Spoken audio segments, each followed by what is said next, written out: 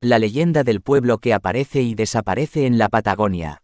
En las vastas tierras de la Patagonia argentina, se esconde una leyenda de terror extremo que ha dejado perplejos a los valientes que se aventuran en sus inhóspitos parajes.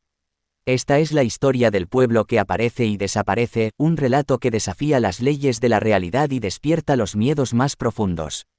Cuenta la leyenda que en lo más remoto de la Patagonia, existe un pueblo que solo se revela a aquellos que son dignos de presenciar su existencia fugaz. Aparece en momentos de luna llena cuando los rayos plateados iluminan el paisaje y la magia está en el aire. Los pocos afortunados viajeros que han presenciado este fenómeno inexplicable describen la aparición del pueblo como si emergiera de las sombras mismas. Sus calles empedradas cobran vida, sus casas antiguas se llenan de luces tenues y sus habitantes fantasmas parecen volver a la vida. Sin embargo, el encanto de presenciar este pueblo místico se desvanece rápidamente. A medida que la luna se oculta tras las montañas, el pueblo comienza a desvanecerse ante los ojos atónitos de los visitantes. Las casas se desmoronan, las luces se apagan y los habitantes desaparecen como si nunca hubieran existido.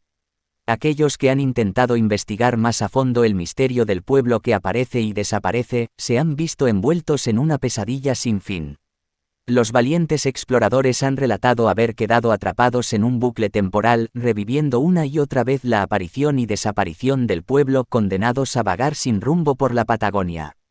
Se dice que el origen de esta leyenda se remonta a un antiguo pacto oscuro que selló el destino del pueblo y sus habitantes. Hace siglos, los habitantes del lugar se entregaron a la brujería y a rituales prohibidos, invocando poderes más allá de su comprensión. Como castigo, fueron condenados a vivir en un eterno ciclo de apariciones y desapariciones, atrapados en un limbo entre la vida y la muerte.